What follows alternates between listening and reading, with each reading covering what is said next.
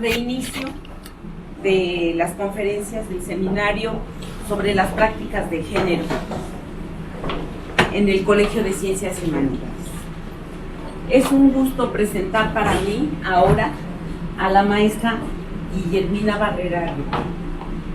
La maestra Guillermina Barrera es licenciada en Psicología por la Universidad Autónoma Metropolitana Xochimilco, es maestra en Terapia Familiar por el Instituto Latinoamericano de Estudios de la Familia, tiene el diplomado en Terapia Sistémica por la Universidad Intercontinental, fue coordinadora de una comunidad psicoterapéutica para pacientes con psicosis, docente y terapeuta en la Universidad La Salle, docente en temas de violencia y terapia familiar en diversas universidades del país.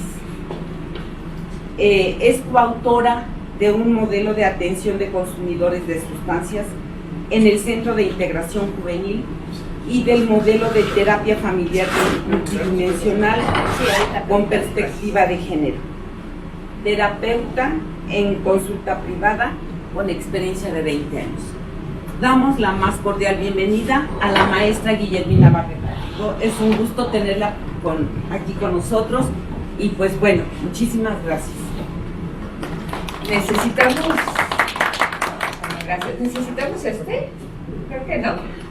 ¿Me escuchan así? ¿Se necesita para la grabación? Ok, muy bien, entonces lo utilizamos. Bueno, pues de verdad un gusto saber que estoy con muchos maestros que están en contacto directo con los muchachos, ¿no? De adolescencia en pleno, y poder intercambiar pues situaciones, experiencias desde la clínica, que es mi principal tema, ¿no? Mi principal práctica, y desde lo educativo y desde lo psicólogo, que seguramente tienen que ser ustedes y papás y amigos y todo. Me imagino que es una labor bien complicada que tienen que realizar día con día. Entiendo que también, son maestros y algunos son tutores, psicopedagogos. Ajá. Ok, pero están en contacto directo con los chavos todos los días, me imagino. Ok. Bueno, yo quisiera, para empezar con este tema de violencia, que es un tema que nos toca a todos, ¿no? Nos toca ahorita en México, pues precisamente por la situación que estamos viviendo, pero aún cuando hubiera sido hace años que no estaba la situación como ahora, es un tema, insisto, que nos toca a todos, porque todos hemos vivido violencia de alguna manera y todos hemos ejercido violencia, ¿no? O sea, todos hemos sido receptores de esa violencia y todos hemos sido los agresores también. Entonces, y también todos hemos sido testigos de violencia familiar. Y cada participante, digamos, vive esta situación de manera especial, y me parece muy importante como no quedarnos en el punto de la teoría, sino siempre relacionarlo con nosotros y con la práctica que realizamos. Entonces me gustaría mucho empezar hoy con un ejercicio de reflexión personal y que ustedes evocaran una situación de violencia familiar en la que ustedes estuvieron presentes y que, insisto, la evocaran, que no quiere decir solamente recordarla, sino que trataran de traer la emoción también con ustedes. Les doy un minutito, ya sea que ustedes la hayan ejercido, que la hayan visto, o que ustedes hayan sido quienes la sufrieron. Puede ser de ahorita o desde hace muchos años. Esto es un ejercicio personal, pero si alguien quiere comentar hasta donde se sientan cómodos, qué evocaron, qué vieron, incluso a veces los recuerdos de violencia implican recordar incluso los colores que había, los olores que había, y eso nos traen, ¿no? Cuando vivimos otra vez violencia como participantes de cualquier índole, esas imágenes se vienen, ¿no? Creo que eso es parte de lo que nosotros tenemos que tener muy claro cuando trabajamos violencia, cuando tratamos de conceptualizarla, de detectarla, de detenerla. Es importante que nosotros contemos muy claramente con lo que hemos vivido como violencia y cómo eso afecta, por supuesto, nuestra forma de conceptualizarla, de huir de ella, de tratar de rescatar, etc. Entonces, si alguien quisiera comentar lo que evocó, con todo gusto. Insisto, hasta donde les sea cómodo. No tiene que ser algo tan personal. Gracias. ¿Cómo te llamas, perdón? Elena. Elena. ¿Les parece bien si nos hablamos de tú? ¿No? Yo prefiero si me dicen Guillermina es muy largo. Entonces, adelante, Elena. Cuando éramos chicos, cuando yo era chica vivía con mis abuelos y la cocina estaba aparte de todas las habitaciones. Era una cocina oscura y ahí mi abuela preparaba diario la comida para toda la familia. Un día mi abuelo llegó, yo estaba en la cocina con ella y mi abuelo llegó y agarró no sé cómo se llama. ¿Rodillo? No, de piedra. ¿Al metate? Sí. Ajá. La piedra del metate y se la aventó a mi abuela. Entonces yo me quedé sorprendida, muy asustada, porque a mi abuela le alcanzó a pegar aquí en la frente y le hizo un raspón, le salió un poco de sangre. Y creo que fue de las primeras cosas violentas que vi en mi vida y la recuerdo perfectamente porque sí recuerdo cómo era, o sea, se me quedó tan grabado que recuerdo perfectamente cómo estaban acomodados los muebles en la cocina, los colores y el ambiente. Y pues nunca se me ha olvidado. Sí, fue muy impresionante porque mi abuelo fue la figura más querida después de mi madre, y se me hacía increíble que él fuera así, ¿no? Pero bueno, antes como que estaba también muy normalizado el sometimiento de la mujer hacia el hombre, ¿no? Okay. Muchas gracias por compartir esto, por la confianza. Y precisamente esto que nos relata Elena nos hace ver un montón de cosas alrededor de la violencia, ¿no? Como una niña, ¿qué edad tenías? Pues yo creo que unos 5 años. 5 años, o sea, como una niña, ¿no? Que muchas veces uno dice, es que no se da cuenta, ¿no? No, por fortuna no se han dado cuenta, y una niña después de algunos poquitos años lo recuerda perfectamente, ¿no? O sea, no se le olvida ni siquiera la disposición de los muebles, ¿no? A veces la gente recordamos olores, insisto, hay música que se asocia absolutamente a la situación de violencia, y pero vemos otras cosas también que son de las más difíciles cuando hablamos de violencia familiar, y es lo que dice Elena. Cómo mi abuelo, que es la persona que yo más quería, pudo hacer eso. O sea, el conflicto que surge de esta contraposición de alguien que debería protegerme y que de hecho me protege y me quiere, también hace algo atroz contra otra persona que yo también quiero mucho, frente a mi impotencia. Todo eso junto hace una madeja súper difícil de procesar, de elaborar, de aclarar, de definir. Todo ese ejemplo es excelente en ese sentido, de donde podemos ver un montón de elementos que nos marcan qué es y qué impacto tiene la terapia familiar en cada uno de los miembros que la vive, porque no fue necesario que te golpearan a ti.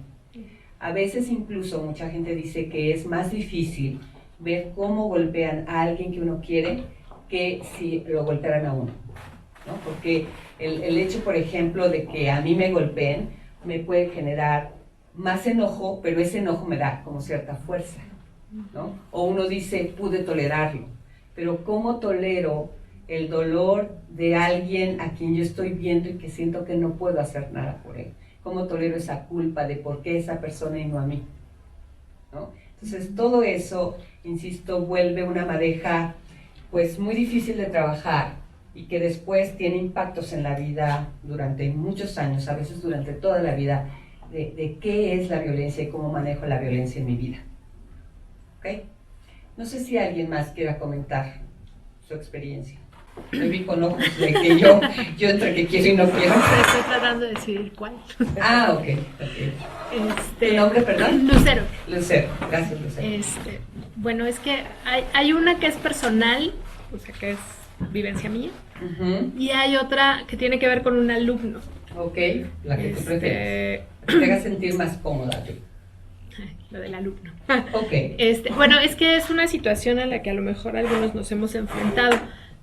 Yo soy tutora y tenía, no sé, 2 años de empezar a ser tutora en el CCH, y me fue a visitar una mamá, papá, porque el hijo no entraba a clases, ¿no? Y cuando empiezo a platicar con ellos, se empiezan a pelear enfrente de mí.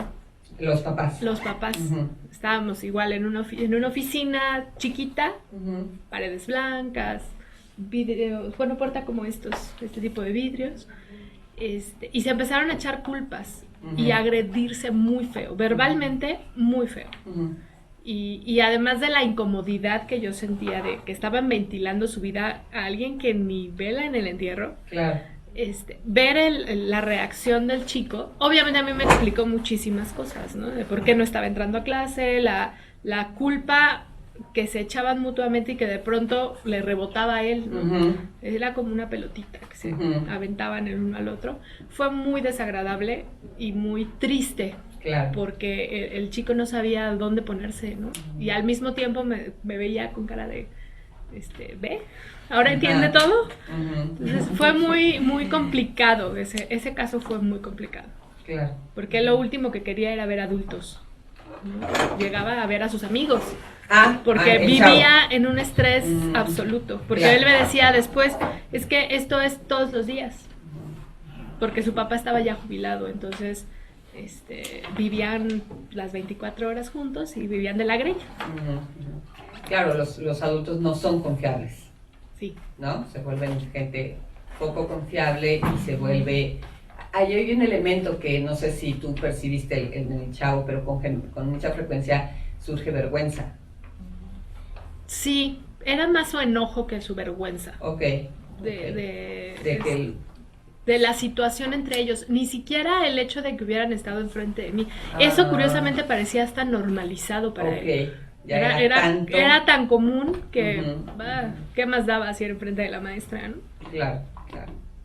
Sí, bueno, ya iremos viendo, digamos, parte de esta dinámica, pero parte de lo que surge en este ejemplo es que el chico es cosificado, ¿no? O sea, no es una persona, no es visto como una persona para los papás, sino es una cosa que puede estorbar, ¿no? Por ejemplo, o puede limitarlos en sus pleitos, o al contrario, una buena excusa para pelear, pero las necesidades y deseos del chico pues no están siendo vistas como un sujeto. Ya lo insisto, vamos a profundizar un poco en esto, y creo que eso de hecho es uno de los grandes males ahorita en nuestra sociedad, ¿no? La violencia extrema que estamos viviendo tiene mucho que ver con no percibir al otro como un otro igual que yo, o sea, igual en el sentido, diferente a mí, pero igual que yo en cuanto a derechos, en cuanto a persona.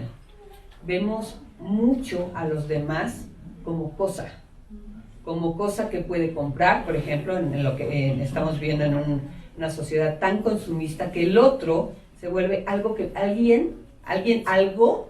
puede comprarme lo que yo vendo, ¿no? Pero no es alguien que tiene necesidades y que yo voy a atender sus necesidades con lo que yo ofrezco o vendo, sino eso me puede comprar, eso me puede satisfacer mis necesidades. Y así, ¿no? Social y familiarmente, yo creo que ese es uno de los grandes males y esa es una de las cuestiones que tendríamos que atender. Cómo ver al otro como una persona. Por eso, de verdad, yo pienso que la gente que tortura, que ejerce esta violencia tan extrema, puede hacerlo sin culpa, en parte porque la otra persona no es persona para él. Es un objeto, ¿no? Es un número más, es un muerto más, es un pie o una mano, pero no es alguien que sufre. Eso es parte de lo que nosotros tendríamos que recuperar, ¿no? Esta vivencia de estos niños y adolescentes que sufre al ver cómo alguien maltrata a otro. ¿Ok? Bueno, no sé si alguien más quisiera compartir su experiencia. ¿No? Bueno, quiero partir precisamente de esta evocación emocional y cognitiva, ¿no? Para no quedarnos, insisto, en la parte racional. Si me pasas la siguiente, por favor. Bueno, quisiera partir de datos duros que siempre nos ponen, ¿no?, de los pies sobre la tierra y que nos alertan de la dificultad que estamos viviendo y de la dimensión que a veces se nos olvida, ¿no? Pues esto, por ejemplo, México es el país menos pacífico de Centroamérica y el Caribe, ¿no? Está por abajo de Venezuela, pero es un país altamente violento.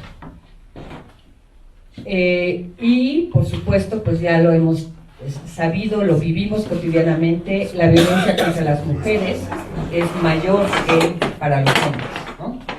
Entonces el 55%, o sea, más de la mitad de las residentes, de las mujeres residentes en la Ciudad de México ha sufrido violencia en los últimos 12 meses, ¿no? Y esta cifra, por supuesto, sube mucho más si se les pregunta, es alrededor del 74% más o menos, si se les pregunta alrededor de su vida, a lo largo de su vida. Son cifras, como ven, del INEGI del 17, o sea, son bastante recientes. También, pero en el mundo, ¿no?, también la violencia contra las mujeres es muy alta. Entre el 24 y el 53% de las mujeres que han tenido pareja han vivido violencia física o sexual. Por supuesto, si hablamos de violencia psicológica, nuevamente la cifra sube mucho más. Bueno, esta a mí, de verdad, yo no lo podía creer. O sea, cuando lo supe hace 2 años, y se ha mantenido, lamentablemente, que México es el primer lugar, ocupa el primer lugar de bullying en el mundo. Y insisto, desde hace 2 años, desde hace 2 años yo me enteré, no sé si tiene más años, no lo revisé, pero sigue siendo esto, incluso sobre Estados Unidos, ¿no? La violencia que se está viviendo en las escuelas es atroz.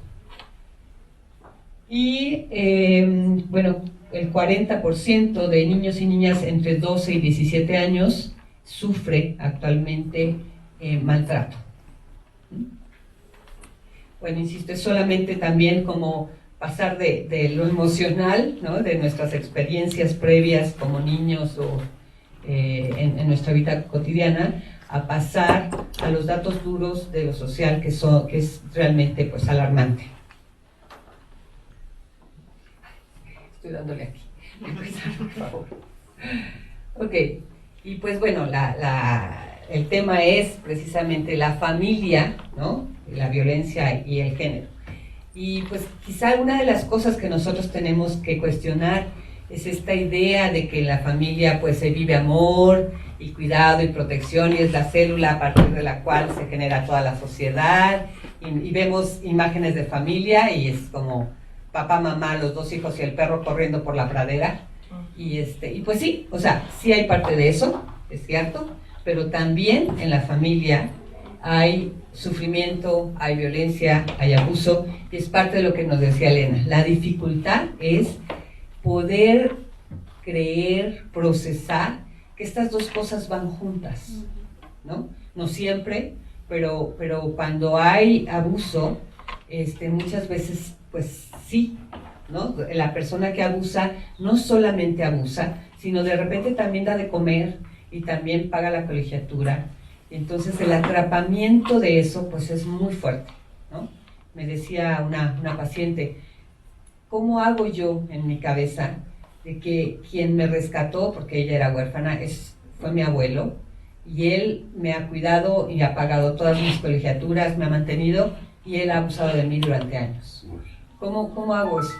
O sea, ¿cómo puedo odiarlo a alguien así? ¿Y cómo puedo solamente querer a alguien que ha abusado de mí? ¿Cómo resuelvo esta cosa en mi cabeza, ¿no? El 70% de los abusos sexuales son con gente conocida, ¿no? Con familiares o amigos de la familia, vecinos, etc. Entonces eso hace nuevamente pues muy difícil, porque cuando la violación o el abuso se comete en la calle con alguien que yo no conozco, por lo menos me da la fuerza de odiarlo, de, ¿no?, maldecir, de decir lo que sea, ¿no? Pero insisto, cuando es mi papá, mi hermano, ¿cómo hago con eso? Entonces, creo que ese es uno de los principales puntos, o no principales, de los básicos, ¿no?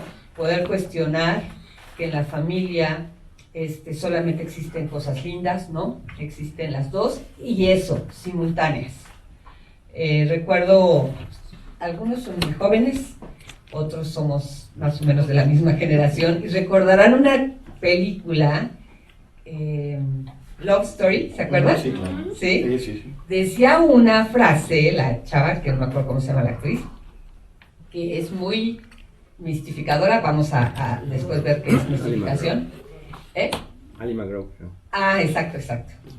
¿Y quién era? Ryan O'Neal, ¿no? Ryan O'Neal, exacto.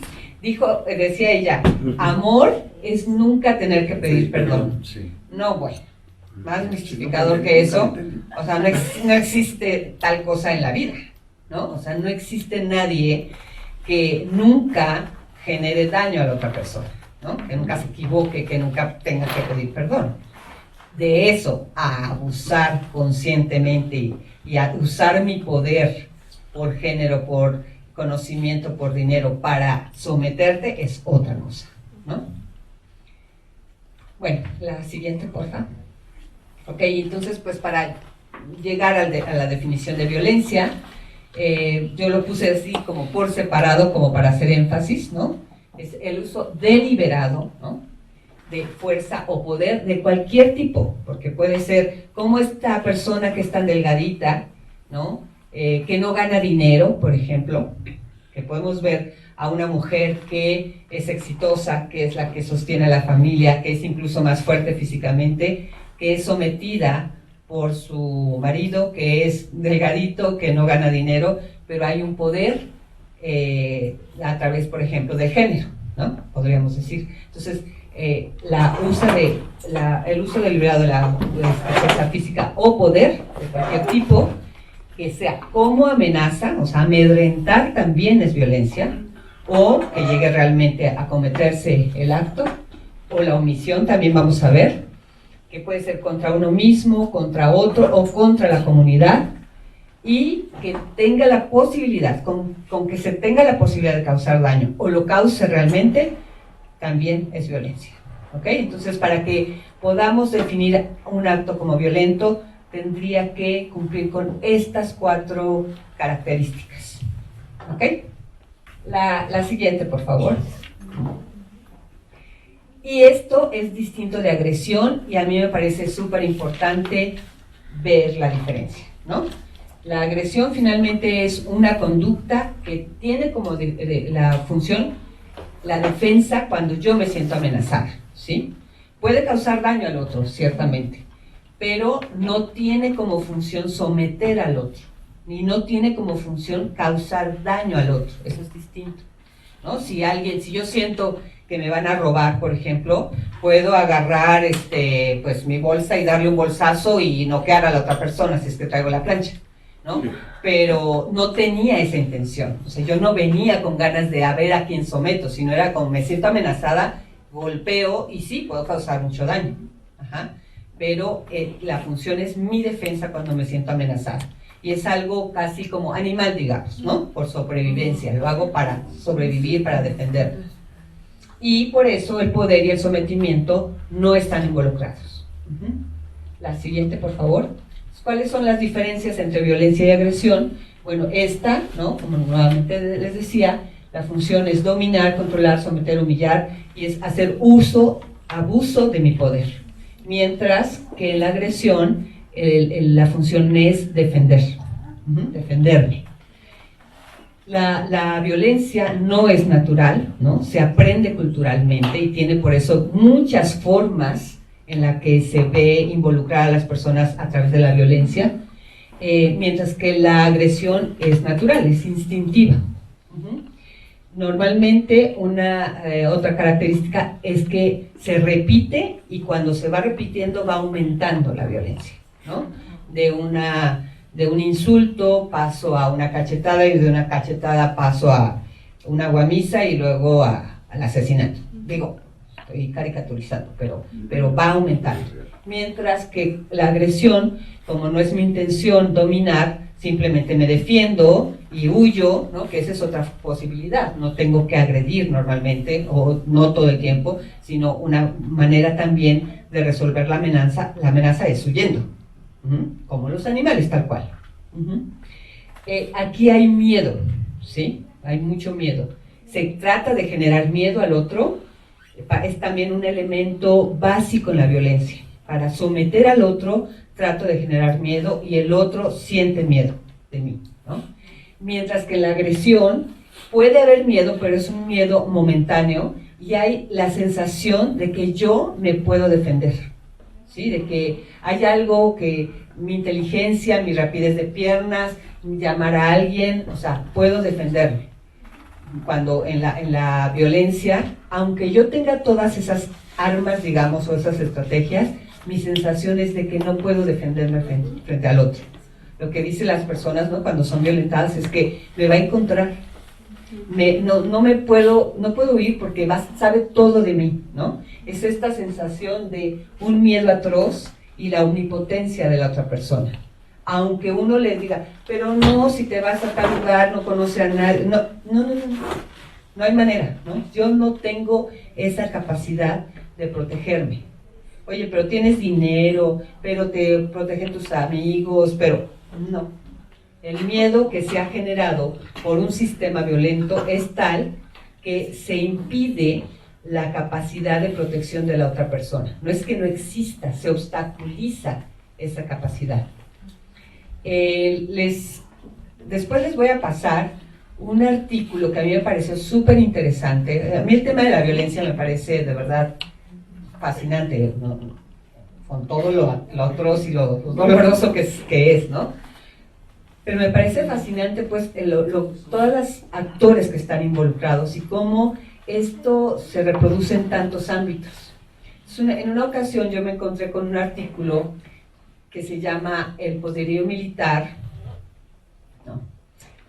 La utilización del estrés en el poderío militar.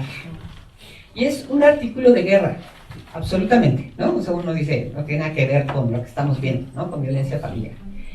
Y ahí dicen qué hacer para evitar, para ganarle al enemigo que sea barato, porque además es muy frío, ¿no? O sea, no les importa nada más que ganarle al enemigo. Y una de las cosas que dice es, causen miedo, ¿no? Por ejemplo, si ustedes con el avión pasan en las ciudades a las 3 de la mañana con el motor muy duro y disparan balas, aunque no maten a nadie, eso genera miedo.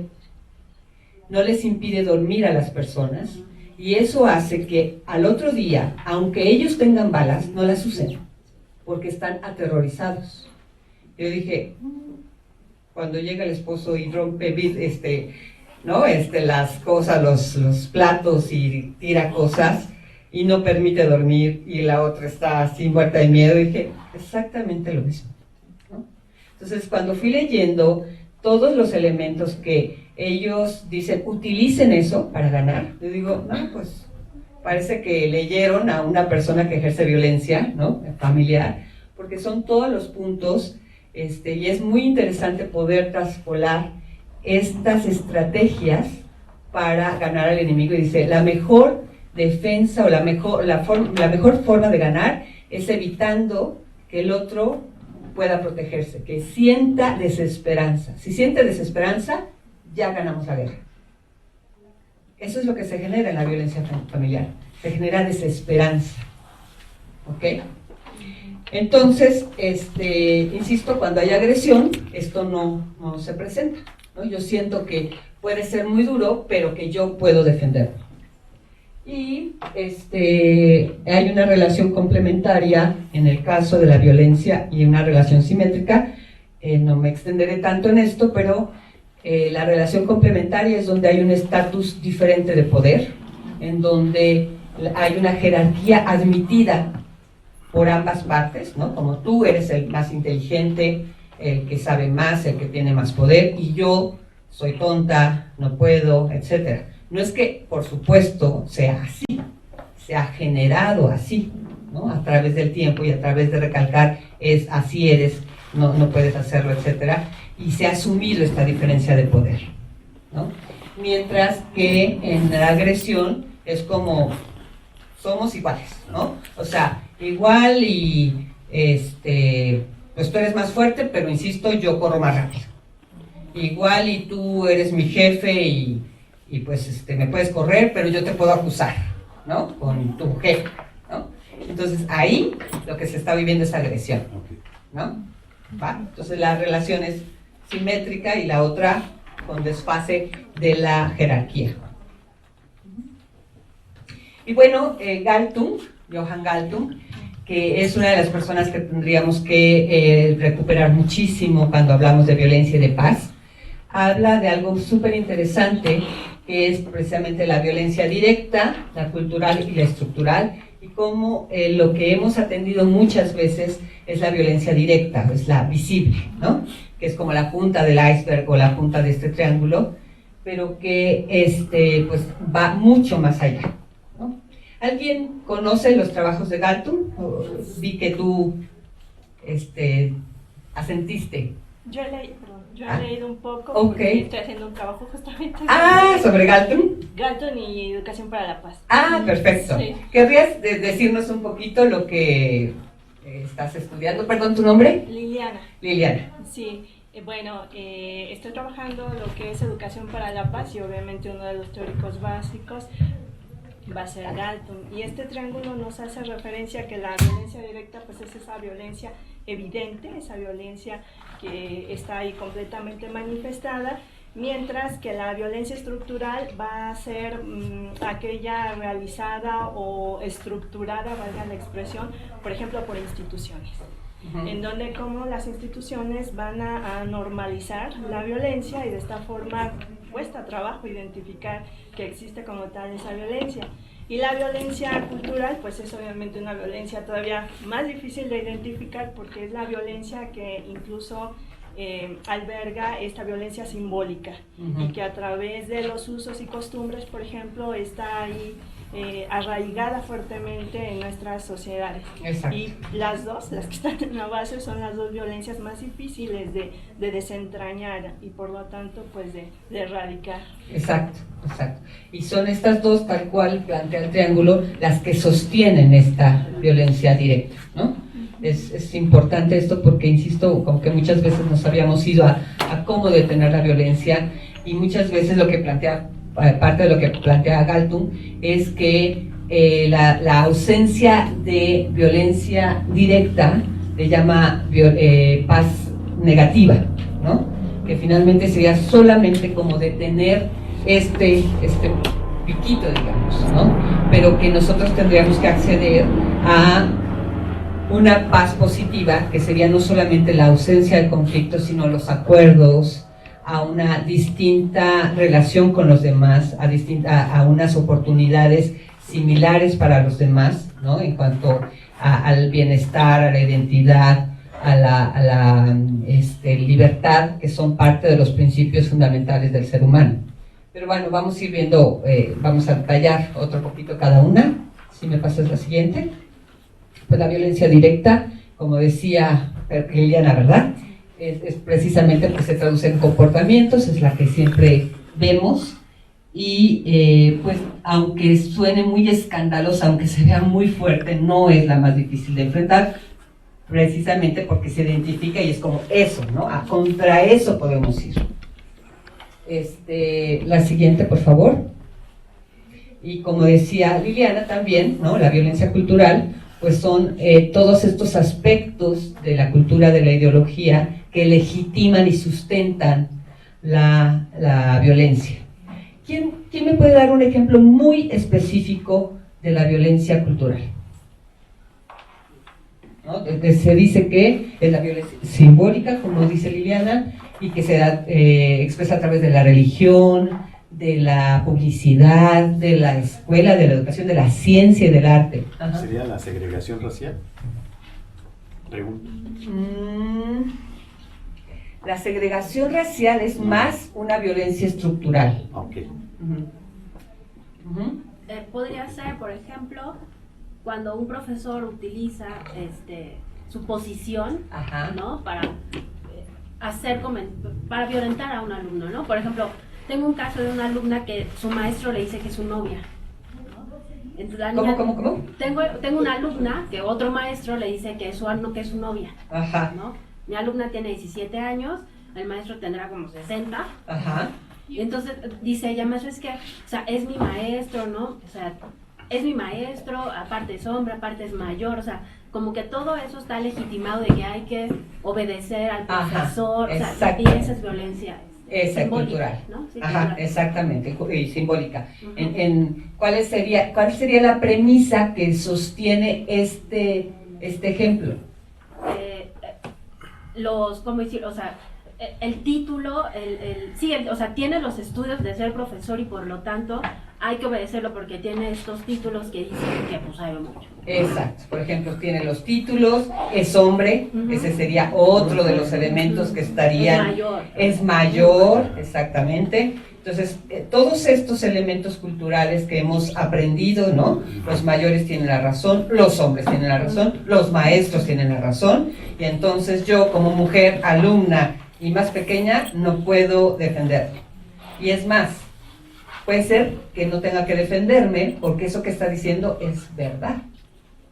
Ahí estaría todavía más enredado, ¿no? O sea, no debería yo defenderme de algo así, porque no, eso no es violencia, es una verdad que está señalada por alguien que sabe. Yo quiero pensar que estos tres tipos de violencia se dan en la familia, ¿sí? Y que justo la violencia cultural puede ser cuando te dicen los niños no lloran. Ajá, ¿sí? exacto. La mujer calladita se ve más bonita. Exactamente. ¿sí? Perdón, ¿tu nombre? Norma. Norma. ¿Y tú? Yo, Oscar. Norma, Oscar y Monse. Espero recordar. Si no me lo vuelven a decir, por favor. Exactamente. Son estas premisas ideológicas que muchas veces uno no sabe que tiene, ¿no? Uno no sabe que esas cosas uno está pensando, pero actúa o deja de actuar, ¿no? Con base en esas premisas, pero están sustentando, legitimando y manteniendo la violencia. E insisto, también el arte, ¿eh? Y también la ciencia. O sea, de repente uno dice, no, la ciencia es objetiva. Pues bueno, todos yo creo que sabemos que no existe tal cosa y que la ciencia también tiene una carga ideológica importantísima y que pues todo eso sustenta las formas en cómo concebimos el mundo y nos relacionamos con el otro.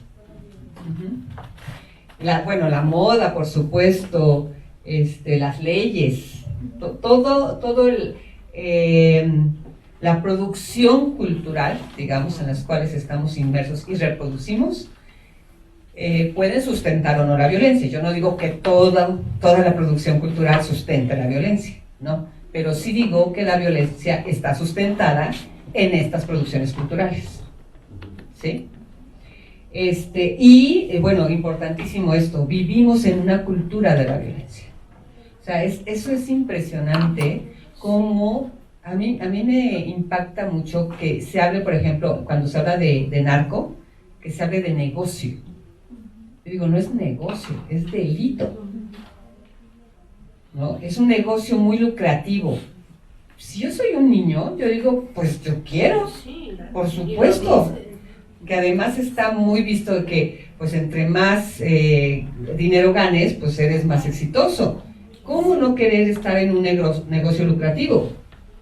¿No? Entonces ahí estamos sustentando una forma de ser que es premiada y no penalizada, desde lo mental, desde la concepción del mundo. Por eso tantos chavitos dicen, yo sí quiero entrarle, ¿no? Quiero vivir bien. Además, ¿cuál es su pensamiento? Quiero vivir bien, aunque sea unos años, y no vivir pobre durante muchos años. ¿Y qué es vivir bien? ¿No? Tener mucho dinero y mucho poder y mucho, no sé qué, muchas drogas, aunque me muera a los 18, 20, 22 años, ¿no? Pero a eso me refiero con que vivimos en una sociedad donde se premia al que incumple las reglas, al que es más arrojado en ese sentido, ¿no? Entonces, si eres violento, si te sabes defender en la escuela, eso está muy bien visto. Si utilizas métodos pacíficos, es que eres débil y está asociado con lo femenino. Y nada peor que estar asociado con lo femenino, sobre todo si eres hombre. Si eres mujer, pues ya que, ¿no? Pero si eres hombre, te tienes que alejar de esa concepción.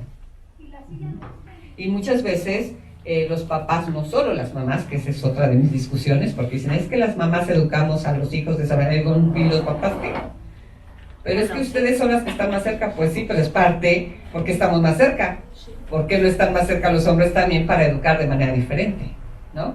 Entonces, eso es lo que muchas veces transmitimos, ¿no? Sé arrojado, sé delincuente, no siga las reglas, porque así vas a salir mejor librado en la vida, ¿no? Ok. Y la siguiente, que sería la violencia estructural, y por eso la segregación racial tiene que ver con esta violencia estructural, y es donde los mecanismos en la sociedad, o también en la familia, mediante los cuales se impide o se dificulta que un sector no tenga las mismas oportunidades de bienestar, libertad, identidad y supervivencia, ¿sí? Entonces, por eso la segregación racial hace que una raza, ¿no?, por cómo está el sistema, no tenga posibilidad de educación, por ejemplo, que le dé bienestar posteriormente, y otra sí, ¿no? Entonces, de repente se ve como que los mexicanos en Estados Unidos pues son menos educados, pero es que tampoco tienen mucha oportunidad de llegar a las universidades, ¿no? Pero lo mismo sucede con las mujeres, ¿no? Las mujeres pueden entrar hombres y mujeres, no importa, aquí está abierto para todos, nada más que mientras que tú te quedas cuidando a los chamacos, yo me haces de desayuno y entonces yo me voy a la escuela. Entonces las oportunidades, aunque en teoría son las mismas, al final no lo son, ¿no? En el trabajo que tuve la oportunidad de hacer respecto a los usuarios de drogas y sus familias, veíamos cómo el género importaba mucho en la oportunidad que las mujeres tenían para ir a atenderse cuando tenían cuestiones de adicción, ¿no? Mientras que las mujeres llevan a su esposo o a su hijo a que se atienda a CIJ, y mientras pues otra mujer hace de comer para los niños, por ejemplo, no es lo mismo cuando una mujer está consumiendo drogas. No es el esposo o el papá que va y lleva a su hija porque está consumiendo. Lejos de ello es penalizado que lo haga. Entonces, en CIJ no les impiden, por supuesto, que vayan a atenderse las mujeres, pero en la práctica sí hay una dificultad diferente, ¿no? Desde la estigmatización que implica para la mujer distinta que para el hombre.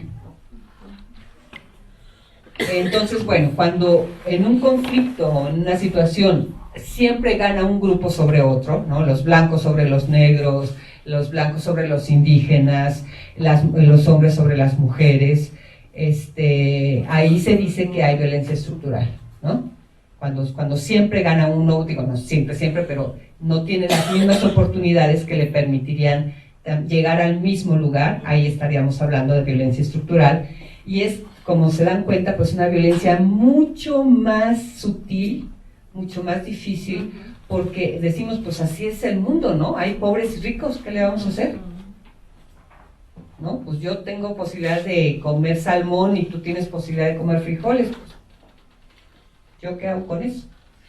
Y no es que nosotros vayamos a repartir nuestro salmón o lo que comamos, pero darnos cuenta que sí hay una diferencia ahí, que eso violenta el acceso a las necesidades básicas de las personas, y que no es precisamente flojera por la cual los pobres no tienen más dinero.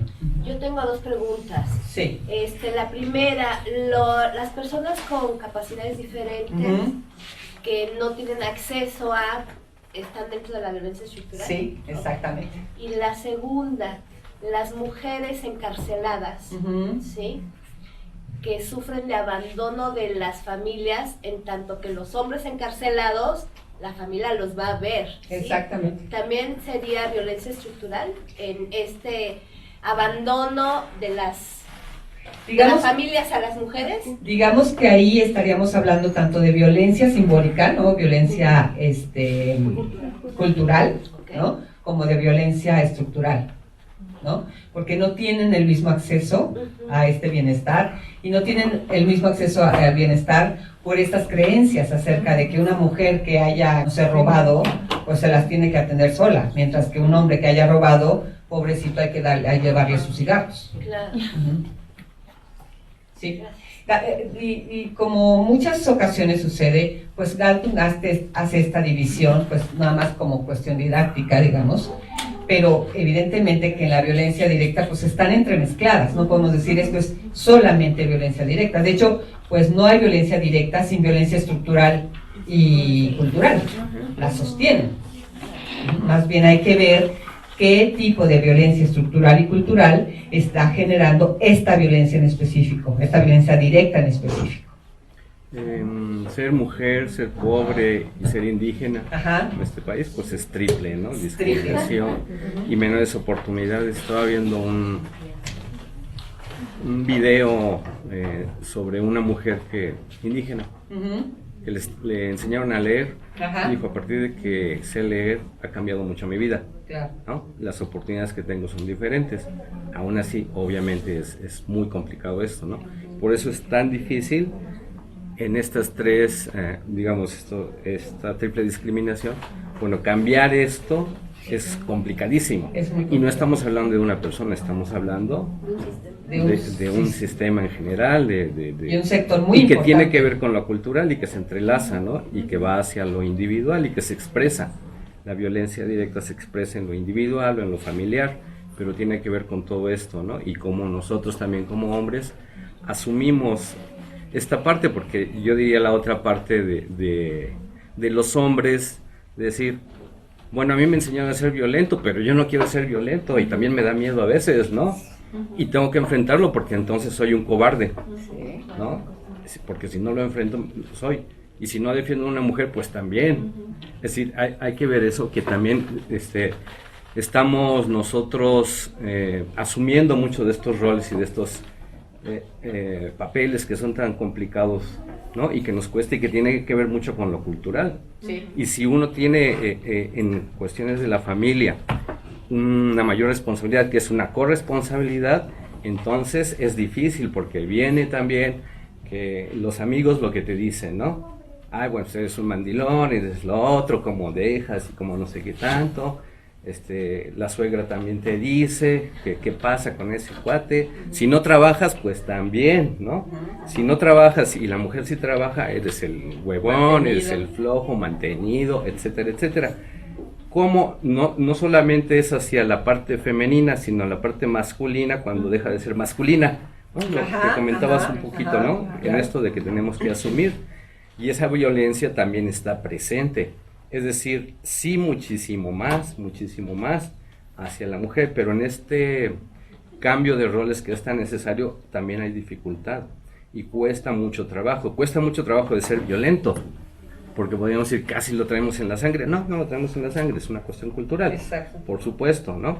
Pero cuesta mucho tratar de construir una relación equitativa, igualitaria dentro de la familia, cuando los aprendizajes que traemos son muy diferentes, ¿no? Todos, y está uno esclavizado a esa parte, digamos. Romper esas cadenas es muy complicado. Es decir, yo quiero una relación equitativa en mi familia. Ok, pero ¿cómo le hago para construir esa relación? Es complicado. Es decir, ¿quién lava los trastes? ¿Quién tiende la cama? ¿Quién va al mercado? ¿Quién compra? ¿Quién hace? ¿Cuánto aportamos? ¿Cómo aportamos? Todo eso que se tiene que construir es complicado porque traemos mucha carga, ¿no? Cultural y estructural. Sí se puede, por supuesto que se puede. por supuesto, y es una cuestión de dos, o sea, como pareja, ¿no? No es una cuestión de unión, pero tenemos que crear conciencia y tenemos que ser conscientes. Empezar a tomar conciencia de esto, de nuestro papel, empezar a tomar conciencia, y eso cuesta mucho trabajo, pueden ser años, o puede ser un momento de trabajo, no sé, que trae uno arrastrando, pero que logra concientizar, y ver estos, ¿cómo se llama? Estas frases socioculturales, que es cuando uno ejerce la violencia, que pasa por nosotros, ¿no? O sea, yo no me voy a dejar de una mujer, por decirlo en lo menos, ¿no? Y entonces es algo que si logramos captar por qué estamos actuando de esa manera, podemos empezar a transformarlo. Hombres y mujeres, por supuesto, porque la misma mujer pues también trae esa carga. Sí. Sentirse culpable porque se va a trabajar y deja a sus hijos, Por ¿no? ejemplo. Por ejemplo. Esa es otra carga que Sí. también traen las mujeres. O sentirse culpable porque ha sido abusada o violada. Ajá. Otra ajá. carga, ¿no? Importante. Y que se tiene que cambiar, pues no es culpable, por supuesto, ¿no? Y bueno, así...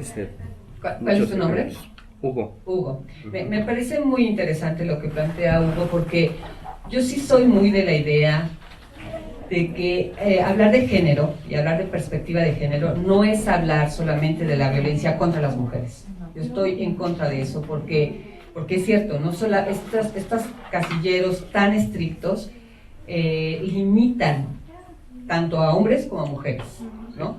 Nos limitan porque finalmente lo que está, ¿cómo se dice?, ensalzado es lo masculino, no los hombres. Lo masculino, las cuestiones que son vistas como masculinas. Entonces sí, como dices, si un hombre no cumple con estos preceptos masculinos, es muy castigado y por supuesto que no quiere ser castigado. Entonces esto a mí me parece muy importante. Ahora a mí me da muchísimo gusto, pues yo tengo 20 años dando terapia y me conmueve mucho ver que cada vez tengo más hombres en terapia y de las cosas que hablan los hombres me enternece muchísimo porque cada vez hablan más de sus hijos, ¿no? O sea, como tengo a una persona así súper exitosa, ¿no? Que gana muchísimo dinero, no sé qué, y cada sesión, y es que mi hija, y entonces jugué, y no sé qué, hicimos la comidita y el Caperucita Roja, y yo digo, de verdad, en mi experiencia hace 10 años esto era imposible, ¿no?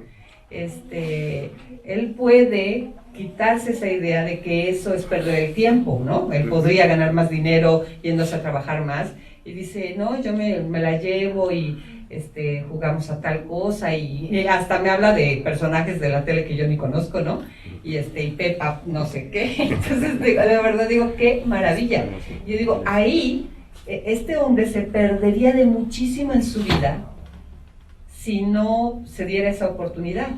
Por eso hablo de, sí, también, ¿no? De pérdidas en los hombres, cuando no pueden acceder a esto, y no pueden acceder también por mandatos sociales. Entonces creo que eso sí lo tenemos que tener muy claro, aunque, regreso, sí, el privilegio para los hombres sigue siendo mayor. Eso tampoco podemos negar. Pero la dificultad que tienen los hombres para acceder a ciertos lugares de ternura, de miedo, también es como muy complicado. Un amigo mío era así, medía como 90 y pesaba como 120 kilos y me decía, es que siempre que se van a pelear me llaman y yo soy súper miedoso, o sea, yo no quiero que me llamen. Y yo le digo, pues sí, pobre, o sea, ¿por qué? Porque estás alto, eres hombre y así tienes que defender a todo mundo, ¿no? Así, de verdad se le ve el miedo al pobre. Entonces, esos preceptos son los que nosotros tenemos que cuestionarnos todo el tiempo, Sí. de lo masculino y de lo femenino. Sí. La carga también de ser hombre, ¿no? Sí, sí. Con los mandatos también culturales, porque además, como decía Norma, no llorar, no mostrar como los sentimientos, no ir al médico, saberse manejar la información, ellos no pueden preguntar, etcétera, etcétera, ¿no? Claro. Igual que a la mujer de otra manera, De otras. pero ser hombre dicen que también cuesta. Pues sí, por supuesto. Estamos en el cambio de discursos y ese cambio de discursos pues es para todos, por fortuna, ¿no? Bueno, El siguiente, porfa. Bueno, y a todo esto, ¿no? Que es violencia familiar como definición. Decíamos es el acto o también la omisión, que eso es muy importante, que puede ser en este caso único o repetitivo. Decimos que la violencia familiar tiende a repetirse, pero aunque haya sucedido una sola vez, es definido como violencia, cometido por un miembro de la familia que, nuevamente, en relación de poder, acuérdense que el poder es uno de los puntos importantes, comete hacia otra persona. ¿Y cuál sería el punto que podría darnos poder? Pues la edad, el sexo, o la condición física, y que puede, también es importante que no tienen que estar casados, no tienen que ser de la misma sangre, y no tienen necesariamente que ser en la habitación de la casa, ¿no? Puede ser fuera de la casa y también es un delito. O sea, ¿por qué esto se tipifica así? Pues porque ya está tipificado como delito, no solamente es algo que causa daño, sino que es un delito. Y es otro elemento que para mí ha sido de mucha utilidad, cuando se le habla a las personas de que esto que estás cometiendo está dañando a tu hijo, está dañando a tu esposo, a tu esposa, hay cierta conciencia, pero cuando se dice que es delito, cambia la perspectiva, ¿no? O sea, sí es como, estamos en un nivel diferente y puedes tener consecuencias diferentes, por supuesto. Bueno, la siguiente, por favor. Y aquí son pues algunas de estas creencias de género que sustentan la violencia familiar y la violencia en general, y era parte de las que tú decías, ¿no? El sacrificio femenino con tal de tener pues un mejor futuro, donde la religión permea muchísimo, ¿no? Como es la cruz, pero vas a ver que después pues Diosito te lo cuenta, ¿no? Hay que hacer méritos para que tú seas buena. El otro día fue una comida y a mí se me hace muy chistoso preguntarle a los niños, me parece muy revelador más que chistoso, qué quieren ser en la vida, ¿no? Y la razón sobre todo. Y pues muchos niños dicen, bueno, yo por ejemplo quería ser maestra porque tenía 2 meses de vacaciones. Ahora ya no sería, ¿no? Pero esa era mi razón absoluta, ¿no? Otro niño quería ser umpire, de los del béisbol, para barrer el home, ¿no? Pero me llamó mucho la atención que en esta comida, éramos 9 mujeres, 3 querían ser santas. Yo dije, de niñas querían ser santas. Yo dije, ¿qué? Sí, yo quería ser santa. Dije, ay, qué cosa. ¿Cómo se te ocurrió? Pues eso, por ser buena persona, por ser buena. Dije, ¿cómo permea? ¿No? O sea, me preguntaba, ¿cuántos hombres pensaron en ser santos? Pues creo que no tantos, porque no es algo que se machaque tanto para los hombres, ¿no? Pero sí, cuando dijo santa, yo dije, ay, qué chido, y otra, ay, no, bueno. Yo creo que era bastante floja porque yo quería ser maestra para los meses y para borrar el pizarro. Esta es otra cuestión, ¿no? La mujer no tiene derecho a buscar su bienestar independientemente de su pareja, que es lo que les decía, por ejemplo, de acceder a servicios de salud, a atender adicciones, ¿no? En todo caso, hay mucho más situaciones de atender para la belleza, ¿no? Muchas mujeres acceden a atenderse, pero para ser más bellas, evidentemente, para el hombre, ¿no? Y no es lo mismo una divorciada, no se le ve igual que un divorciado. Exactamente. No es lo mismo una mujer que ha decidido no casarse o que no se ha casado a los 30 y algo años, ¿no? Que un hombre que no se casa a los 30 y tantos años. Exactamente. La concepción es muy diferente. Uno es codiciado. Y la otra rechazada o vista como que algo mal hay en ella. Algo que pasó, la quedada, algo tiene, no se ha podido casar. Exacto, no se ha podido casar. No se ha podido casar. En cambio el hombre, qué interesante. Qué interesante, vamos a ver. Es soltero. Soltero todavía. Sí. Entonces, son estas creencias de género las que son factores de riesgo para la violencia familiar. Y todas estas creencias que ahorita podríamos, si les pidiera una a cada uno, habría y sobraría, ¿no? Hay muchísimas más. Y muchas de ellas, insisto, ni siquiera sabemos que las tenemos. Eso es lo más impresionante, ¿no? Hasta, por eso te preguntaba hace ratito, ¿cuál es la premisa que lleva a esta chavita a pensar que tiene que aguantar eso? Esas premisas son las que se nos pierden, ¿no? Y nosotros tendríamos que constantemente acceder a esas premisas personales, familiares y sociales que sustentan nuestra forma de ver las cosas. Digo, tampoco uno puede pasar la vida todo el tiempo autoobservándose, pero pues entre más conciencia haya, por lo menos uno puede decidir, ¿no? Sí querría hacer esto, pero siento que no puedo, ¿no? No puedo dejar de hacerle el desayuno a mi hijo de 34 años. No puedo. Pero ya sé que de dónde proviene, ¿no? Bueno, ya es una decisión, ¿no? No, si no le plancho a mi esposo con almidón, siento que no soy buena mujer. Okay. No voy a ser santa. No voy a ser santa. Pero pues de ahí, por lo menos entender de dónde proviene, ayuda para después decir, tú tomaste esa decisión por conscientemente, ¿no? ¿Sí? ¿Tu nombre, por favor? Noemí. Noemí. Es que también en el ámbito laboral, por ejemplo, el otro día en el colegio, en la oficina, entró alguien y dijo, ay, se nota que hay mujeres aquí porque está todo muy limpio. Y, gracias. Pues sí, un poco como el llegar a lugares y ver, mi mamá decía que si tú no tienes tu casa limpia, pues la que queda mal eres tú, ¿no? Ajá. No el hombre. Entonces, como asumir la parte de la limpieza de los espacios con la mujer. Exacto. Pero qué bueno que dices eso, Noemí, que ese es otro punto. Ahí se ve como algo que parece cumplido es violento.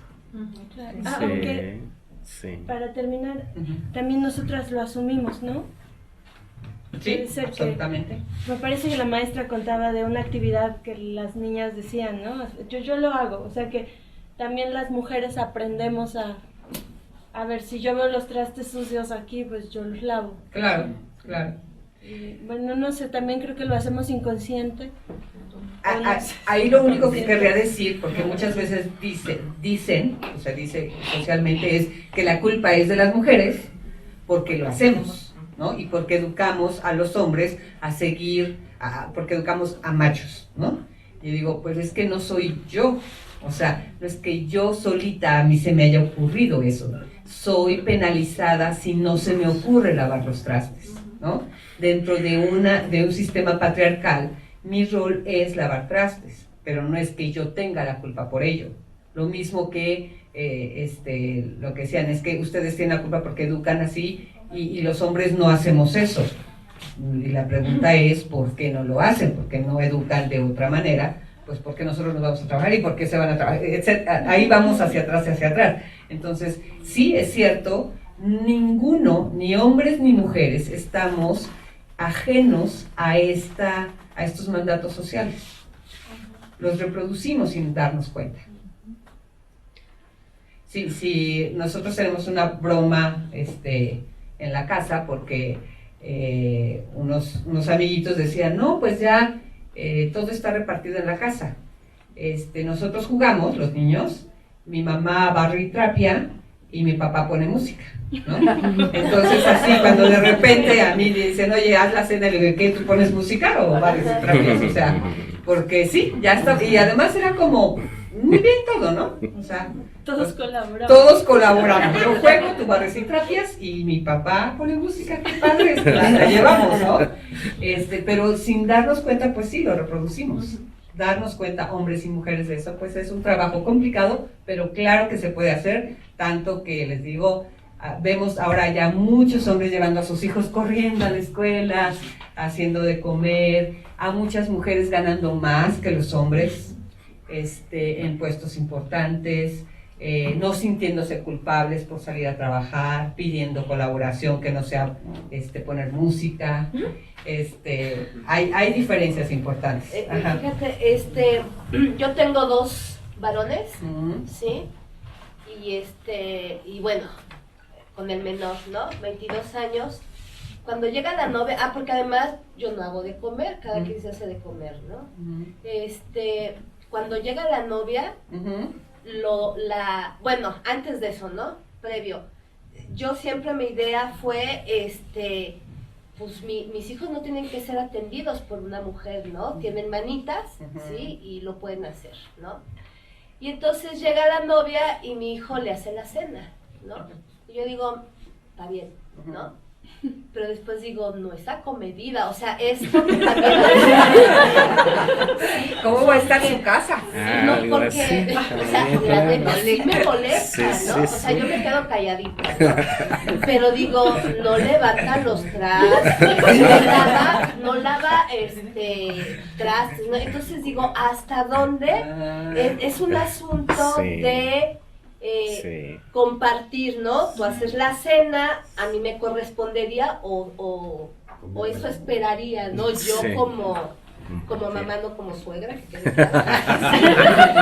Pero entonces cuando también en este cambio de roles que uno está haciendo en casa, hay cosas que te chocan, ¿no? Claro. Y si yo de repente digo, bueno, estas princesitas, ¿no? ¿Qué se creen, no? Entonces sí hay cosas que chocan, ¿no? A ver, ahorita, ¿sí? Hola, buenos días. Hace un tiempecito leí en un eslogan que dice, se nota cuando un hombre es educado por una reina, porque cómo trata a las princesas. Entonces, con respecto a la maestra, lo que acaba de comentar, sí tiene que ver que ella pues ha educado a sus hijos a que ellos se cocinen. Y culturalmente no podemos como que tolerar dentro de lo común de la atención que ella educó a su hijo, que la está reproduciendo en su pareja, ¿no? Y no tan solo en esos rasgos, ya no es en muchos entornos de matrimonio. Lo que no soportamos mucho es cómo fue educado el otro, de que no coopera, no respeta mi limpieza, vengo cargando la bolsa para hacer el jugo de naranja desde 3 pisos para subirlo al departamento y él está muy conchamente esperando que se le sirva, porque así fue educado. Entonces, es el gran problema que tenemos hoy en día de esa reproducción de comodidades e incomodidades. Claro, yo creo que eso es importante, como muchas veces se reproduce y nada más se cambia. Exactamente. Y a veces no, también, a veces resulta que estas princesitas pagan el cine, por ejemplo, ¿no? Puede ser. Y entonces dicen, órale, yo te hago de comer y tú pagas el cine. Y son cosas que nosotros no sabemos necesariamente, o no, la verdad a mí me choca lavar trastes, pero pues yo hago la cama, porque pues ya tienen relaciones sexuales, entonces yo hago la cama, yo hago otras cosas, y a veces sí, yo creo que existen estas dos posibilidades, que se reproduzcan esta cuestión de privilegiados y los que sustentan este privilegio, al revés, ¿no? Bueno, ahora las mujeres estén privilegiadas y los hombres no, o que se repartan las funciones de otra manera que uno no sabe. También eso puede suceder. Sí, pero también hay que tener cuidado, ¿no? En esta cuestión, no lo digo por ejemplo. No es personal. No es personal. Es el primo de mi prima. Sí, en que no solamente es una cuestión de conducta, de decir, yo te voy a ayudar, ojo, te voy a ayudar a lavar los trastes y voy a cocinar, ¿no? Pero alrededor, de todas maneras, hay una conducta muy machista. Es decir, en realidad no hay un cambio, no hay una concientización, no hay, yo tengo que asumir mi corresponsabilidad, sino soy el buena onda que te está ayudando. Y aún así, y, oye, ¿qué más quieres de mí, no? O sea, ¿qué más quieres? Ya te estoy ayudando, estoy haciendo esto. Yo no soy machín, pero ya te he dicho que no salgas con tus amigas, ¿no? Porque en la tarde, pues, a ti te corresponde cuidar a los hijos. O sea, de todas maneras hay que ir más allá, porque si no es como en la escuela, me aprendo las cosas de memoria, pero en realidad no hay un cambio, y no sé lo que estoy aprendiendo, ¿no? Tiene que ser más profundo el asunto. Realmente ubicarnos en el papel de lo que hemos sido, somos, y como hacia dónde queremos cambiar, ¿no? En conjunto, no únicamente, ¿no? Sino en conjunto. Y eso cuesta mucho trabajo, porque sí he conocido a hombres muy violentos que obviamente no tienen esa conciencia de ser violento, o sí, ¿no? No necesariamente, pero piensan que son súper buena onda porque contribuyen con algo en la casa, ¿no? Sí, levantan sus calcetines. Ajá, por ejemplo, ¿no? Sí. Pero tienes razón, yo creo que a lo que tendríamos que acceder es a un cambio de concepción, ¿no? De una participación más igualitaria, no solo de hombres y mujeres, sino yo incluso pensaría también de diferentes generaciones, ¿no? En donde muchas veces ahora estamos viviendo a hijos tiranos, ¿no? En donde los papás nos deshacemos por eso decía hace ratito de broma y en serio, de darle el desayunito a mi hijo que está en la maestría a los 34 años y que pues cómo se va a ir sin desayunar, ¿no? Está estudiando el chamaco. Entonces, ahí también ya no tiene que ver necesariamente con hombres y mujeres, nuevamente con el otro. Por eso yo siempre menciono, la cuestión de género, la perspectiva de género, tendríamos que pensarla en términos de masculino, femenino, pero también de generaciones, de datos de personas que concibamos a la otra como persona que también se cansa, que también quiere divertirse, que también sufre, que también es tierno, etcétera. Ese yo creo que es el punto. Sí. Ahorita que comentabas eso, recuerdo hay un comercial, creo que es de Ariel, que lava ropa, un detergente. Y entonces sale la mamá diciendo que su hijo se enoja si no está su playera limpia, ¿no? Y entonces, o sea, bueno, yo cuando vi el comercial dije, no es posible que pase en la televisión, ¿no? Y me enojo y ya la apago. Pero, o sea, debe haber seguramente muchas personas que dicen, ay, sí, a mí me pasa lo mismo. O ay, es que mi mamá tiene que limpiar, ¿no? Y ¿cómo es posible que saquen ese comercial ahorita, ¿no? Pleno siglo XXI, y que la gente, al menos en México, según esas estadísticas, sigue viendo mucha televisión, o sea, y eso también de manera inconsciente en algunas personas, pues se va reproduciendo, ¿no? Claro. Sí, es normal que yo le lave a mi hijo de 20 años y se enoje conmigo si no está limpia su playera favorita. Claro, ¿no? Claro, sí. Pero ya sabe cuál jabón usar. Eso es lo bueno. Sí. El Ariel, triple burbuja. Ajá.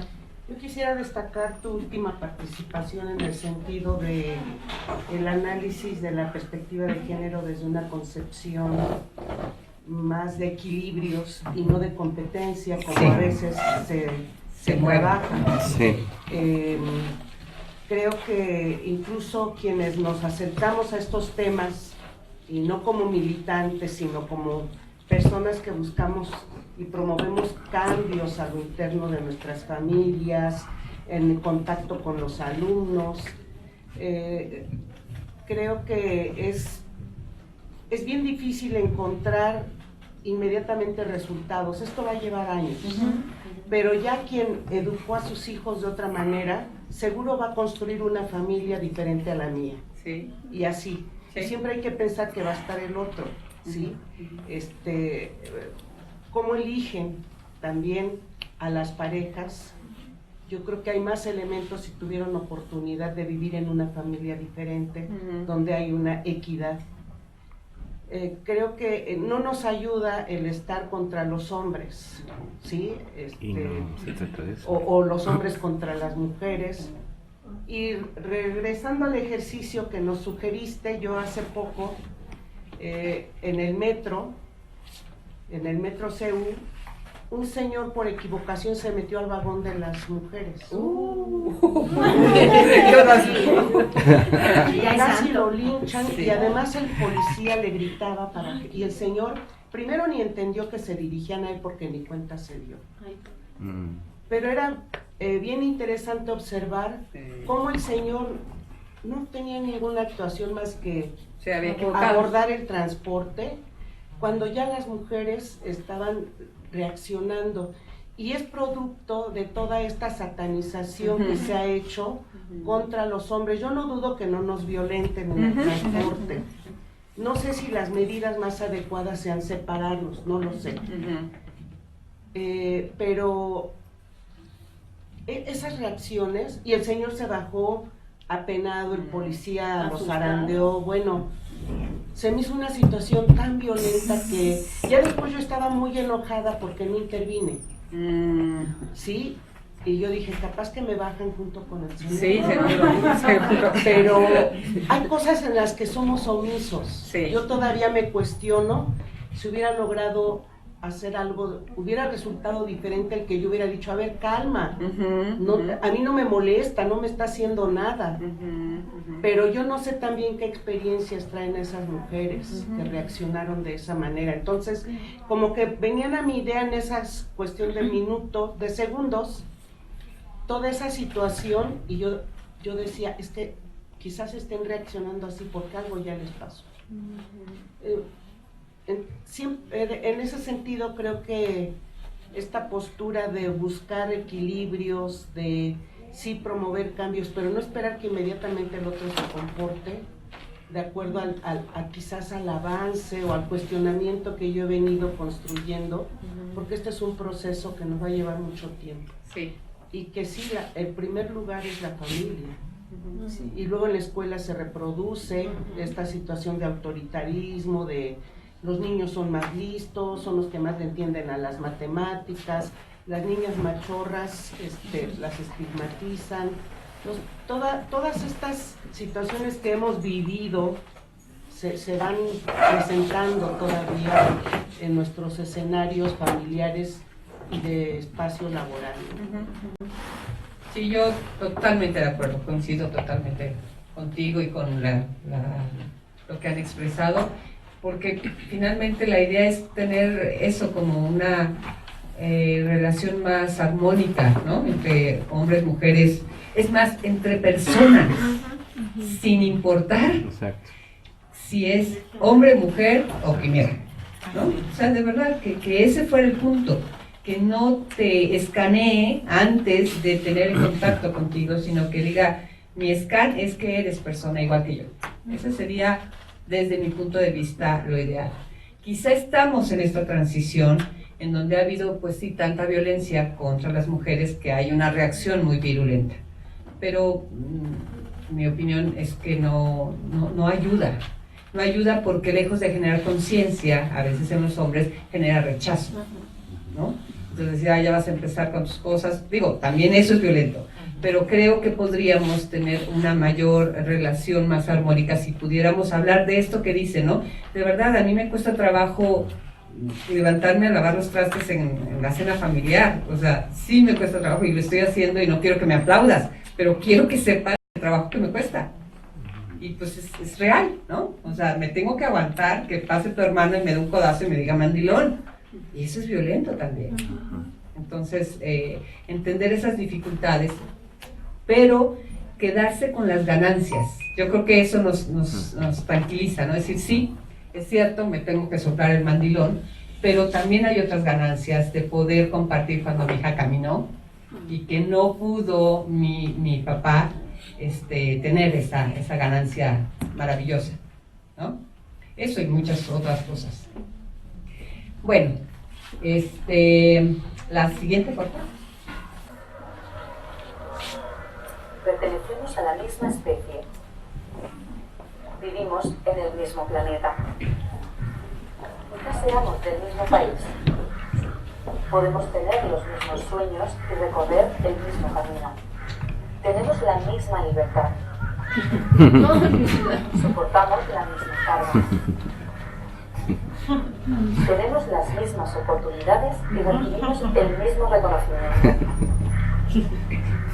Tenemos la misma meta.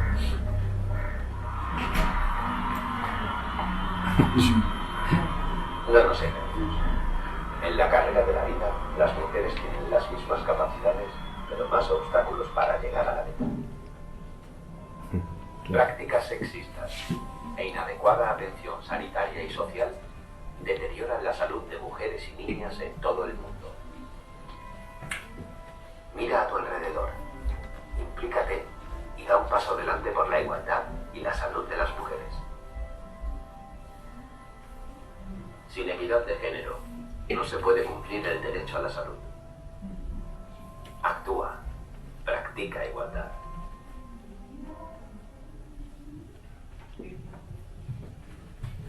Gracias, Lara. Bueno, no sé si alguien quiera comentar algo del video, me parece pequeñito, pero muy claro, ¿no? O sea, finalmente, era un poco lo que decíamos de la adicción, ¿no? O sea, existe, las dos pueden correr, nadie dice que no se les dé oportunidad a las mujeres, nada más que pues carga tu chamaco y la bolsa del súper al mismo tiempo, ¿eh? Y los tacones, exacto, que también me pareció muy padre, muy padre en el sentido de cómo lo ejemplifica. Bueno, ¿cuáles son algunas de las características de las familias en donde hay violencia? O sea, sí se ha trabajado mucho y hay como una estructura que se repite, ¿no? Así como hay una estructura que se repite en las familias donde hay adicciones y muchas de las, hay una prevalencia, ¿no? O sea, adicciones y violencia muchas veces están juntas. Entonces, pues la estructura del poder normalmente es aquí, es vertical, en donde lo que se prioriza precisamente es la edad, pero sobre todo el sexo, ¿no? Si eres hombre y si eres mayor, tienes mayor posibilidad de tener poder, y muchas veces el sexo por encima de la edad, porque muchas veces a los chavitos que tienen 12, 13 años tienen más poder que la mamá, ¿no? Dicen, él es el jefe de la familia mientras no estoy yo, y entonces él puede pegarle a sus hermanos, puede regañar a su mamá, puede darle permiso de salir, porque entonces lo que se está priorizando, insisto, es el sexo. Y ahí lo que atendemos es cómo permea la sociedad patriarcal, cuántos privilegios hay simplemente por ser hombre, ¿okay? Normalmente pues hay un dominio para toda la familia de parte del agresor, que muchas veces es hombre, no siempre, pero muchas veces lo es. Hay una sumisión de la mujer y de los restantes miembros de la familia, que estaríamos hablando nuevamente de lo que es una relación complementaria, ¿no? Yo, mujer o persona que estoy recibiendo violencia, asumo que tú defines las cosas principales de la familia. Yo puedo decidir si hoy hago arroz o sopa de fideo y tú defines a dónde va el dinero, por ejemplo, ¿no? Yo puedo decidir si pinto de rosa la pared de la sala, mientras que tú defines a dónde van los niños a la escuela. Y si hay una situación más grave, por supuesto, pues yo puedo decidir si veo la telenovela o no, pero tú decides si yo puedo salir o no a la calle, ¿no? Entonces las decisiones trascendentes de la familia, las que finalmente definen cómo se mueve esta familia, las tiene la persona que violenta, y entre más grave es la violencia, más define esto. Incluso puede llegar a definir las cosas nimias, como si se hace fideo seco o arroz.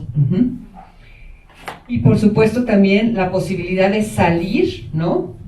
Esta persona tiene la posibilidad de salir al mundo. Esta persona está aislada. Este es otro del artículo que les comentaba del poderío militar.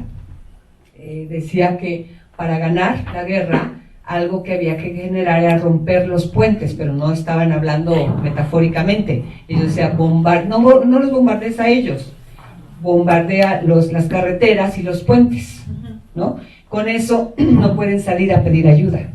Entonces, si es una población pequeña, se van a sentir pues con mucho miedo de que pues ya no puedo salir. Yo digo, pues lo mismo sucede, ¿no? En la violencia familiar. No salgas a ver a tu familia ni a tus amigas, porque ya sabes cómo son. Siempre que vas, vienes rara, te meten ideas extrañas. ¿Qué se está haciendo? Romper puentes, ¿no? Romper estas conexiones que podrían brindar ayuda. Bueno, uno de los elementos no es el cuestionamiento, no es el pensar, no es innovar. ¿Cuál es uno de los preceptos más importantes en las familias donde hay violencia? Pues es la obediencia, ¿sí? O sea, ese es un valor que se respeta muchísimo. Y la obediencia, por supuesto, no para todos los miembros de la familia, sino nuevamente para esta persona o esta figura. El respeto, eso también me parece súper importante, ¿no? El respeto es otro de los valores que se ensalzan mucho, pero el respeto tiene una característica unidireccional. Tú me respetas a mí, pero yo no tengo por qué respetarte a ti. Porque los niños, por ejemplo, no se respetan, son niños, ¿no? No son humanos todavía, son humanos ya que crecen, pero los niños no son personas, y las mujeres tampoco. Entonces, el respeto que me tienes que tener a mí como autoridad, como jefe de la familia, es unidireccional.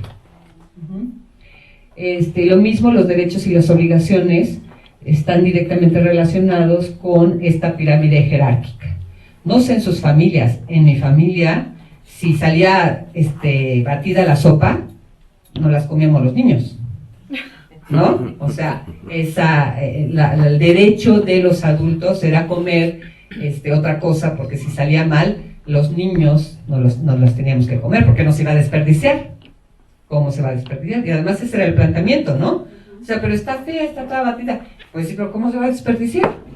Y yo, ay, pues sí, ¿verdad? No lo había pensado, ¿no? Pero nunca se pensaba como que, pero pues entonces yo me la como, o no la comemos todos, o le ponemos tantita... No, es como si sale algo mal, los niños se la tienen que comer. Esto era mucho, ahora insisto, ahora los adultos, los niños nos tiranizan y nosotros nos los comemos la sopa batida. Pero antes sí, y sobre todo en familias donde hay violencia, que es como una dinámica muy tradicional, pues los derechos y obligaciones son esto, en proporción a su edad y al sexo. Entonces, quienes tienen más derechos son los hombres y mayores. Y quienes tienen menos derechos son las niñas pequeñas, ¿no? Tú atiendes a tu hermano, aunque los dos sean niños, tú has de comer a tu hermano, ¿no?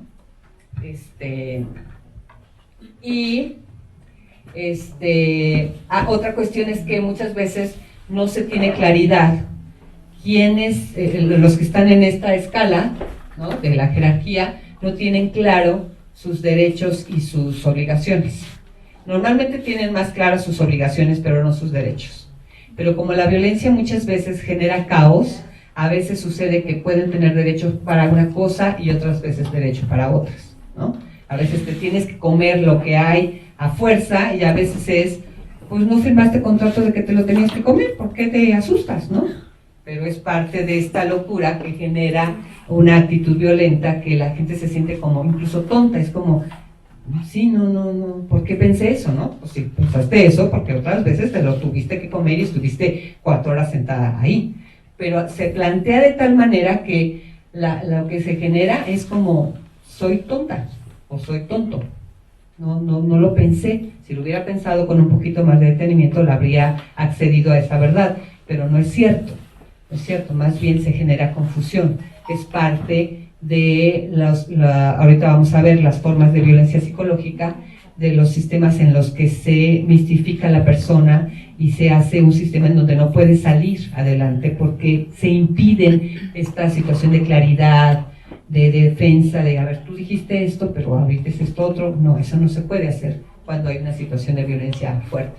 Y son mensajes neurotizantes, ¿sí?, que además está la carga ahí del miedo. Si Ajá. hago esto, me puede pasar esto. Pero si no lo hago, también.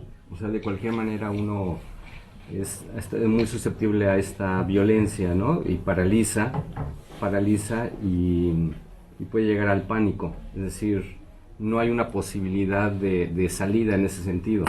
Sí. Eso, por ejemplo, me voy a adelantar un poquito, pero esto es precisamente algo que le llamamos mensajes paradojales en psicología. Si haces una u otra cosa, estás mal. Por ejemplo, un mensaje paradojal que parece incluso chistoso es que si yo les dijera ahorita, a ver, sé espontáneo. Entonces dices, ¿qué? ¿Qué es eso? ¿Qué es eso? Si tengo que bailar, o sea, ¿ese es ser espontáneo? Y dice, pero si soy espontáneo, o lo que yo creo que soy espontáneo, no estoy siendo espontáneo, porque estoy accediendo a una dirección tuya. Entonces, si tú bailas, yo te digo, estás mal, ¿no? Porque estás, o tú te das cuenta que tú estás accediendo, estás dejándote dirigir por una indicación mía, que no es espontánea tuya. Entonces, frente a ese mensaje paradojal no hay salida. Ese tipo de mensajes hay en violencia, ¿no? Cuando de repente dice, ¿por qué tienes miedo? ¿Me estás diciendo que yo soy un monstruo? Y es como, no te estaba diciendo eso. Entonces, ¿por qué tienes miedo? No deberías de tenerme miedo. Y si lo digo gritando, eso es un mensaje paradojal, ¿no? Te grito para amedrentarte, pero luego te culpo de que me tengas miedo. No hay salida. Eso genera confusión casi enloquecedora. ¿Sí? Porque entonces es como, entonces, ¿qué hago? Entonces no debo mostrar miedo, pero tengo muchísimo miedo, tengo pavor. Pero además no le puedo decir que tengo pavor porque ayer me pegó. Porque eso no se permite. Entonces, ¿qué hago frente a esa situación?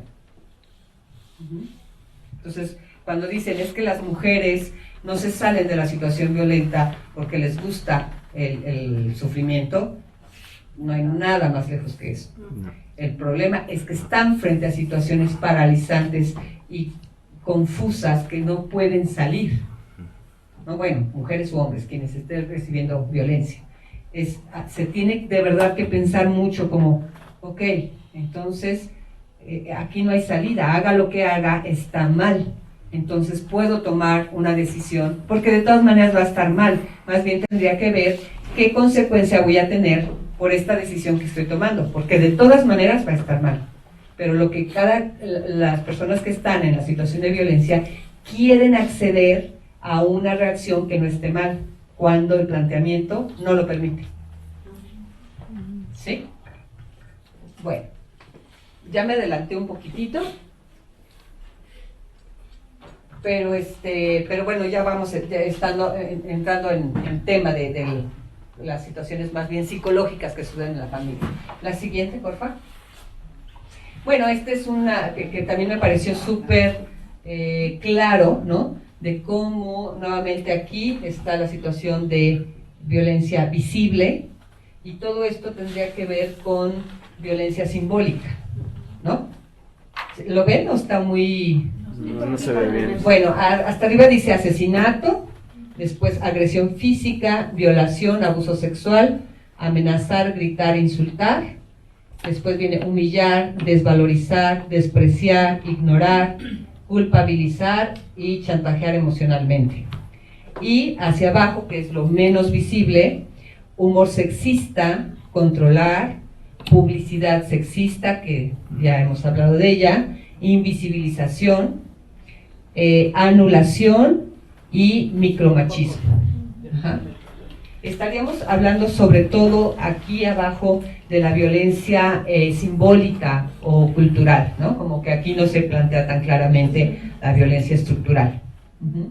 Pero nuevamente, nosotros muchas veces nos detenemos aquí cuando esto que es más difícil se invisibiliza, ¿no? Incluso nosotros mismos la ejercemos, este tipo de mandatos culturales, sin darnos cuenta que los estamos reproduciendo. Se dice que para que surja el primer golpe, ¿no? Hubo meses antes de violencia psicológica.